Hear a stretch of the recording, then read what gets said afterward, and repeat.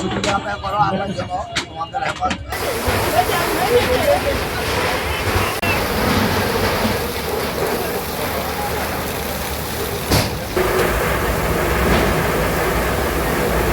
এই বাইরে অনেক টাকা খরচ দিয়েছে আমার তোর ভাই মুন্নার তোরটা পুরো ইয়ে আছে শেষ হয়ে আছে আমাকে তোমার কিনে কিনে আছে এই বের করে কোনো রকম রাখছি এটিও মির্জা মুজা শেষ আমাদের এই ব্যাটারি ব্যাপারে যে ইটা করছিল প্রথম উদ্যোগ নিছিল অর্গলিতে এটা এরপরে রানিং তিনও কাউন্সিলার এরা যখন আইডিয়া পায় মার্কেট পরিদর্শনের জন্য পাঠাইছে আমাকে একটা সমস্যার জন্য এই তিনজন আমরা এই আপনারটা করছি ভাই এটা একটু ব্যবস্থা নিয়ে ওইও বুঝায় বললো জানি এই ব্যাটারি যদি আগুন লাগে তাহলে আপনার সব মার্কেটে চলে যাবো কোনো কথা শোনে নাই তিনও কাউন্সিলার এখনো তো জীবিত আছে এগো জিজ্ঞাসা করেন আপনার এগো কাছে আবদার করছে কিনা এই ব্যাটারি তো সরানোর ব্যাপারে কোনো পদক্ষেপ নেই আজকে এই ব্যাটারি দোকান থেকে ওই শুক্রবার সকালবেলায় 6টা থেকে ব্যাটারি দেখে আমার পাশের দোকান জুতার দোকান ওই দোকান থেকে অনেক স্পিডে আগুন এদিকে ঠেলে আইতেছে আসার সাথে সাথে আমার সামনে একটা ফ্রিজ ছিল কোলার কোম্পানির ওই ফ্রিজটা আমি টান দিছি ফ্রিজটা টান দেওয়ার সাথে সাথে দেখলাম ব্রুম করে হুটলো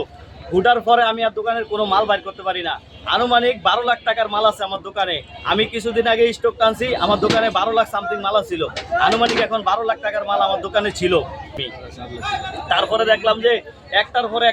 একটা সিরিয়ালে খালি দৌড়ে আগুন লাগতেছে কিচ্ছু করার নাই সামনে খালি হা হা করলাম আর কোনো কিচ্ছু করার নাই আগুন লাগছে আমার দোকানের পিছন দিক থেকে জুতার দোকান থেকে আমার দোকানে ঠেলে আসতেছে আমি খালি এতটুকু দেখছি বাকিটা কই থেকে লাগছে আমি পুরোপুরি কইতে পারবো না পুরোই দেখতে পারতেছে না পুরা শেষ এই মার্কেটে এটা কাপড় চোপড়ের মার্কেট এটা কাপড় চোপড় বেচে আপনার ঘড়ি টড়ি বিক্রি করে আর জুতা বিক্রি করে এই মার্কেটে যদি মনে করেন একটা ব্যাটারির দোকান থাকে ব্যাটারি হচ্ছে মানে 70-80টা ব্যাটারি একসাথে ওপেন চার্জ নেই যেটার কোনো লাইসেন্স নাই অথবা ব্যাটারি কোনো পারমিশন নাই এমন একটা পজিশন ছিল একদিনে আগুন লাগবে সেদিনই সব শেষ আমরা জানি যে ব্যাটারি যদি একবার ফায়ার করে বা বাস্ট হয় একদিনই আগুন লাগবো এই আগুনের সব শেষ পুরো মার্কেট আজকে তাই আমি কনফার্ম যে ব্যাটারি থেকে ফায়ার করে আগুন লাগছে আমাদের প্রত্যেকটা দোকানের মধ্যে এমন পজিশনে কারেন্টের আমাদের ওই যে সার্কিট আছে যে আমরা রাত্রে করে সার্কিট নামাই দিই কারেন্ট বাড়ি দিল আগুন ধরার কোনো সম্ভাবনা নাই অতএব এটা সার্কিট বাড়ি দিলে তো পুরোই জ্বলে যাবো আজকে তো আগুন এইগুলিতে কেন এইগুলিতে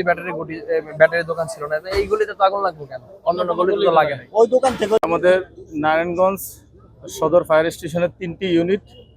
আমরা সকালে 6:20 একটা মেসেজ পাই যে কালীবাজারে 16তলা ভবনের নিচে একটা ট্রান্সফরমারের আগুন ঠিক সেই আগুনটা যখনই নির্বাপন করছি ইতিমধ্যে আমি ওয়ারলেসে মেসেজ পাই যে হকার্স মার্কেটে আরেকটা আগুন সাথে সাথে আমরা কাছাকাছি ছিল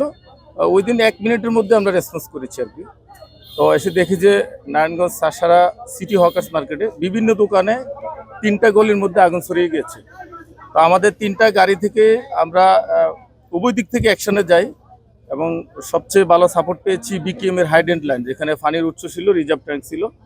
এবং লোকজনের সহযোগিতা পেয়েছি উইদিন শর্ট টাইমের মধ্যে আগুনটাকে আমরা নিয়ন্ত্রণে নিয়ে আসছি।